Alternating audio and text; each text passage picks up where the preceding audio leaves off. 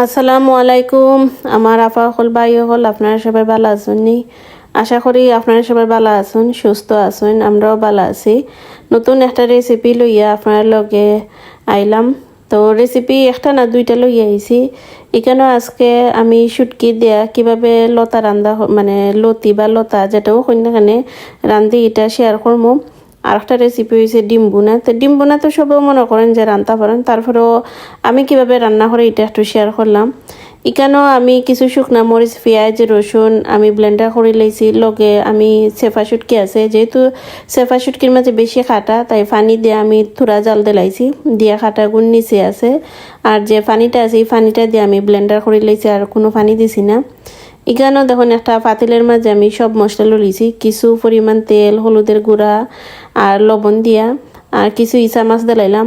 লতার মাঝে ইসা মাছ ছাড়া কিন্তু লতা খাইতেও ভালো লাগে না অনেকে অনেক লাহান রান্ধন আমিও বিভিন্ন রকম মানে লতা রান্ধি অনেক সময় দেখা যায় তেল দিয়ে রান্ধি আবার অনেক সময় দেখা যায় তেল ছাড়াও রান্ধি তো আমরা বাড়ির মানে তেল ছাড়াও সবসময় রান্ধন লতা তো লতা কিন্তু আসলে তেল ছাড়া খাইতেও কিন্তু বেশি মজা লাগে তো আজকে রেসিপি যেহেতু আমি তেল দিয়ে বা এটার লগে আমি পেঁয়াজও কিছু মিক্স করছি যার কারণে সামান্য একটু তেল দিয়া আমি লতাটা রান্ধিলাম আর অন্য সময় আমি দেখাইমু যে লতাটা আমি কিভাবে রান্ধি তেল ছাড়া আর তেল দিয়ে রেসিপি কিন্তু প্রায় একরকমই শুধু আপনি তেলটা অ্যাড করবা আর জাস্ট তেলটা অ্যাড করলেন না ওইটাই আর কি এই লতা আছিল ফ্রোজেন লতা আমি বাচ্চা ফ্রিজও রাখি রাখলাম তো আমি আজকে যেহেতু লতা রানবো তো ফ্রোজেন লতাও রান্তিরাম এখানে তো সচরাচর সবসময় লতা পাওয়া যায় না যে সিজনে লতা পাওয়া যায় মানে পরিষ্কার করে ফ্রিজও তো রাখলে সময় সুযোগ করে খাওয়া যায় তো এখানেও আমি সব তো একলগে দিলাইছি দিয়া এখন আমি এটারে একটু টানাই দিমু যেহেতু পানির পরিমাণটা একটু বেশি হয়ে গেছে পানি কিন্তু আমি যতটুকু মশলার লগে দিছিলাম অতটুকুই আর লতাটা যেহেতু বরফের মাঝে আছিল গইলা প্রায় দেখা যায় বাক্কা পানি হয়ে গেছে তো এখন এটা সিদ্ধ হইতে প্রায় সব পানিও কিন্তু টানি যাইব তো যেহেতু লতার পরিমাণটাও বেশি আর লগে ইসা মাছও দিছি তো আমি এটা গুইরা দিতাম না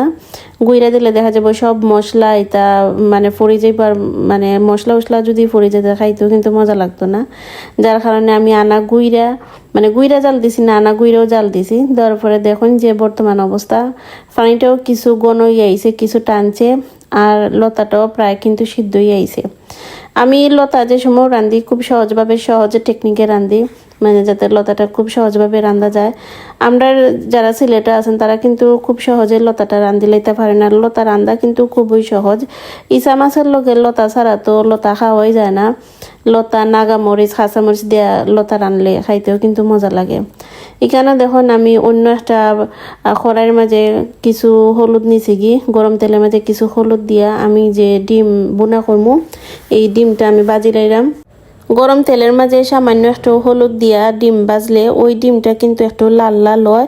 আর ডিম বোনা করলেও কিন্তু সুন্দর লাগে তো আমি ডিমটা খুব সুন্দর করে ভাজি লাইলাম আর ডিম ভাজার আগে ডিমের মাঝে আমি একটু খাটা দিলাইছি যাতে ফুটটা না পড়ে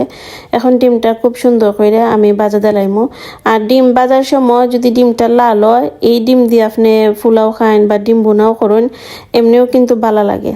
তো আজকের ভিডিওটা যদি আপনার কাছে ভালো লাগে অবশ্যই লাইক কমেন্ট করবা চ্যানেলও যদি নতুন হইয়া থাকুন চ্যানেলটা সাবস্ক্রাইব কইরা বেল আইকনটা অন করে রাখবা যাতে আমি ভিডিও দেওয়ার লগে লগে আপনারা সময় আর সুযোগ কইরা এই ভিডিওটা আপনারা দেখতে পারেন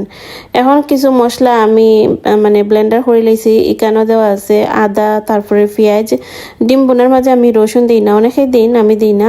আর এখানেও কিছু গুঁড়া মশলা দিলাইছি তেজপাতা গুঁড়া মশলার কইলাম না কিতা ডিম বোনা দেওয়া লাগে এটা তো মোটামুটি আমরা সবও জানি তো সব মশলা দিয়া আমি এটা খুব সুন্দরভাবে কষাইলাম ব্লেন্ডার করার মশলা মানে মজাই এক লাখান আর ফাটার মাঝে ফিসা মশলার মজাই কিন্তু আর এক লাখান যেহেতু প্রবাসী আছে এখন তো ফাটা ফুটাইলে আর পাইতাম না হাতের কাছে ব্লেন্ডারও আছে ব্লেন্ডার দিয়েও আমি আদা রসুন এটা পেস্ট করিলাই তো করার পরে এটা দিয়েও আমি তরকারি রান্ধি তো মাশাল্লাহ খাইতে কিন্তু খারাপ হয় না ভালোই হয় তারপরেও তো মনে করেন যে